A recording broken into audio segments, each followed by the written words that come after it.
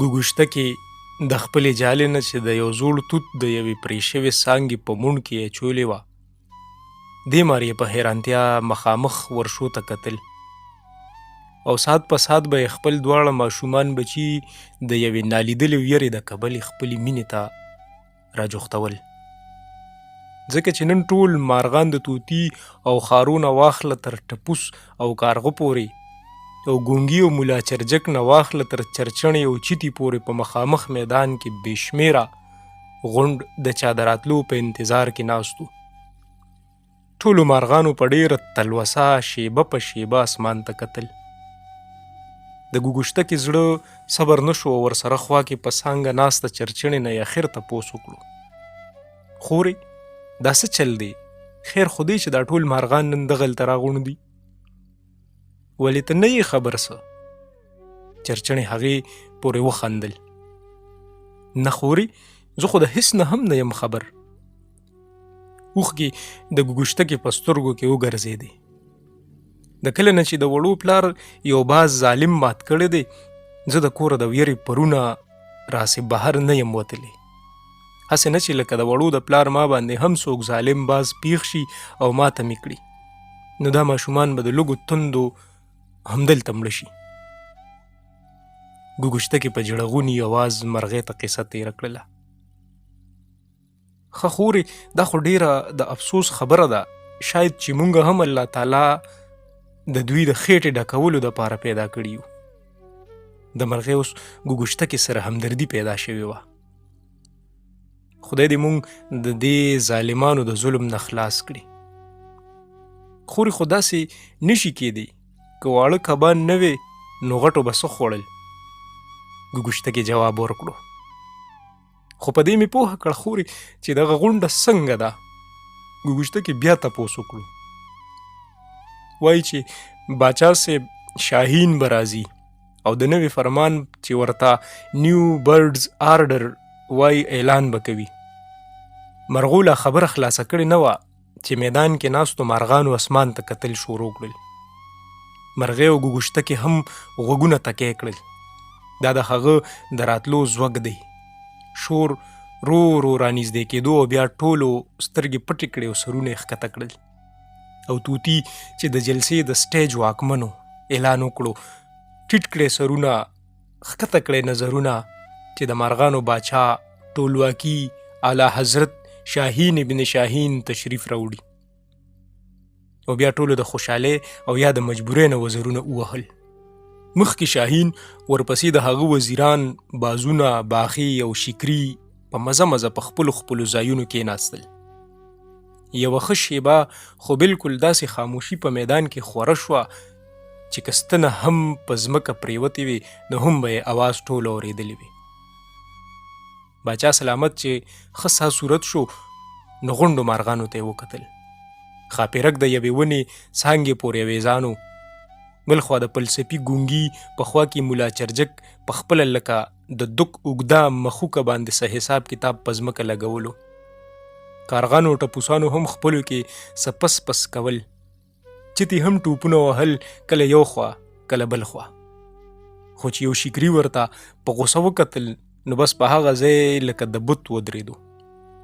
طوطي غاړه تازه کړه، غلي غوندې د سترګو د لاندې باچا سلامت ته وکتل او د جلسې د شروع کولو اجازت یې وغوښتلو چې د سترګو په اشاره باچا سلامت اجازت ورکړو.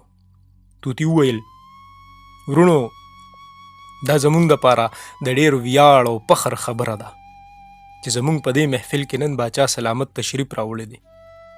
زه د ټولو مارغانو د اړخه هغوی ته هرکلی وایم او هغوی ته په سټیج د تشریف راوړلو خواست کوم. ټولو مارغانو سانګونه ووهل. اعلی حضرت باچا سلامت په ډېر شان او دبدبه د خپل ځای نه راپاڅېد، ځان یې وڅنډه، مارغانو ته یې ګیر چاپېره وکتل او بیا یې وویل چې تاسو ته معلومه ده چې دنیا کې حالات ورځ په ورځ بدلیږي. انسان که یو خوا د خپلې خیر ښېګړې کارونه کوي نو بل خوا د خپلې بربادۍ سامان هم په خپله تیاروي. که د انسان د لاسه انسانیت محفوظ نه دی نو زموږ نسل ترې هم خلاص نه دی. خو موږ په خپله هم د هغوی نه کم نه یو. د یو بل غوښې خورو، نو د ډېر غور او فکر نه پس ما برډز نیو آرډر جاری کړی دی. د دې فرمان د کبلې به اوس نه څوک لوی وي او نه څوک وړوکی، نه څوک زورور او نه څوک کمزوري، نه څوک اوچت او نه څوک ښکته، نه څوک تور نه څوک سپین. اوس به باز او چتې یو ځای ناسته کوي. په دې اورېدو په چیتي کې بیا لږه ساه وشوه او یو ټوپ یې ووهلو. اوس به نه څوک زورور په کمزوري ظلم کوي او نه زیاتې. اوس به زموږ دنیا کې امن، سوکالي، ورورولي، یو بل سره همدردي او خواخوږي وي. نه به څوک د چا حق وهلی شي او که څوک دغسې وکړي نو د هغه نه به تپوس کولی شي. په دې اورېدو ملا چرګک د خپل فلسفي دوست ګونګي نه پوښتنه وکړله چې که دا هر څه رښتیا وي او دغسې وشي نو بیا باچا صاحب سلامت او د هغه وزیران بازونه، باخي او شیکري به څه خوري؟ دوی خو به د لوږې نه مړه شي. ساده ملا جانا، قانون د عمل کولو دپاره نه، د نمایش دپاره جوړیږي. فلسفي ګونګي جواب ورکړو. باچا سلامت لګیا و د دغسې فرمان صفتونه یې کول او مارغان به سات په سات یا د ډېرې خوشحالۍ نه او یا د مجبورۍ نه خپل سانګونه خوځول. مرغۍ غلې غوندې ګوګشتکې ته وویل: خورې اورې غوږ دې دی که نه؟